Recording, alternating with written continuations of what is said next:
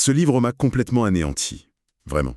Il vous prend aux tripes, c'est fait pour ça. On parle bien sûr de À l'Ouest, rien de nouveau, d'Erich Maria Remarque. Et c'est une exploration de la manière dont la guerre démantèle un être humain, pièce par pièce. Le mot qui me vient, c'est dévastateur. On suit un jeune homme, Paul Baumer.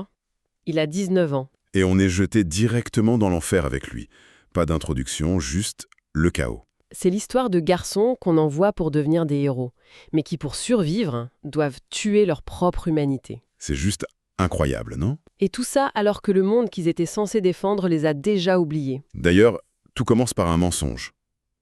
Une grande illusion. C'est ça, on est en Allemagne, dans une salle de classe.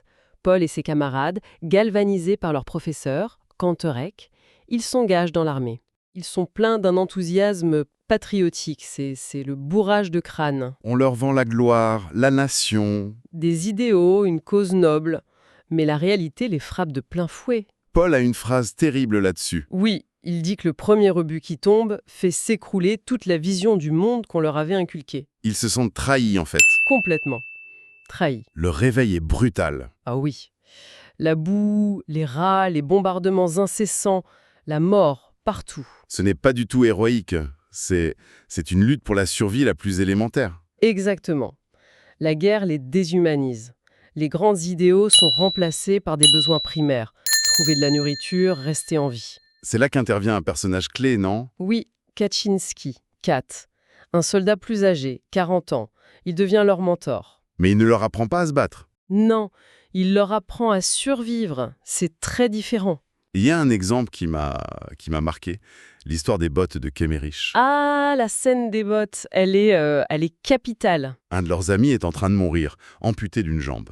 Et la première pensée de ses camarades, C'est de savoir qui va récupérer ces superbes bottes. sur le papier, c'est d'une cruauté. Monstrueuse. Mais ce n'est pas de la cruauté.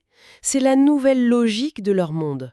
L'objet utile a plus de valeur qu'un homme déjà condamné. Cette logique, elle fonctionne au front. Mais, et après? C'est là que ça se complique encore.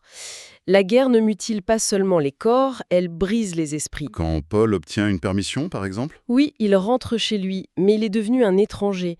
Il n'arrive plus à communiquer avec sa famille. Le monde civil lui semble futile, Complètement. Incapable de comprendre l'horreur qu'il a vécue. mais le point de rupture, le vrai, arrive plus tard, de retour au front. Oui, le moment où tout bascule. Paul se retrouve piégé dans un trou d'obus, et un soldat français saute dedans. Dans un réflexe de survie, Paul le poignarde. C'est de l'instinct pur. Totalement. Mais l'homme ne meurt pas tout de suite. Non, Et Paul reste coincé avec lui pendant des heures à le regarder agoniser. c'est insoutenable. Il voit son visage, il voit son humanité, il trouve des photos de sa femme, de sa fille. Et là, L'ennemi disparaît. l'ennemi redevient un frère. Il lui parle, il lui demande pardon. C'est la fin de toute innocence, s'il en restait une. C'est le cœur du livre. La guerre, la vraie, c'est ça. Pas les charges héroïques, mais un homme qui en tue un autre qui lui ressemble. Après ça, j'ai l'impression que tout s'accélère. C'est ça. Au fil des mois, ses amis tombent les uns après les autres. Müller Léer, et même Kaczynski. Kat, qui semble être invincible. Mhm. C'est le coup de grâce. Kat est blessé, Paul le porte sur son dos sur des kilomètres pour le sauver. Il arrive au poste de secours, épuisé. Et là, il apprend qu'il est déjà mort. Oui, un minuscule éclat l'a tué pendant le trajet, sans que Paul s'en rende compte. Il a porté un cadavre, Et Paul se retrouve seul. le dernier de sa classe. Il n'a que 20 ans, mais c'est déjà un vieil homme. Il le dit lui-même. Il ne connaît de la vie que le désespoir, l'angoisse, la mort.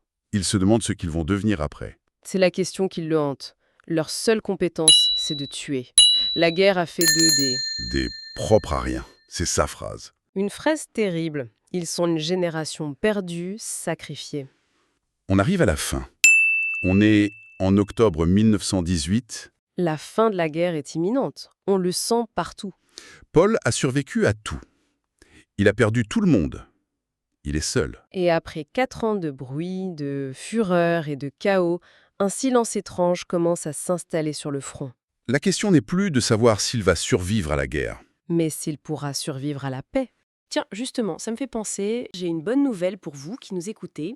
Ce livre est disponible sur Audible et vous pouvez le récupérer gratuitement en cliquant sur le premier lien dans la description.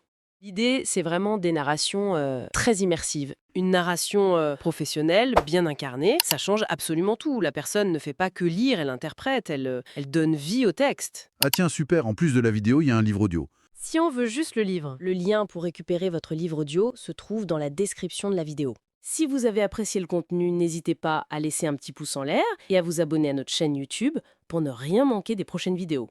Pour ma part, je vous donne rendez-vous très bientôt pour une prochaine vidéo. En attendant, je vous souhaite une excellente fin de journée ou une agréable soirée et à très vite.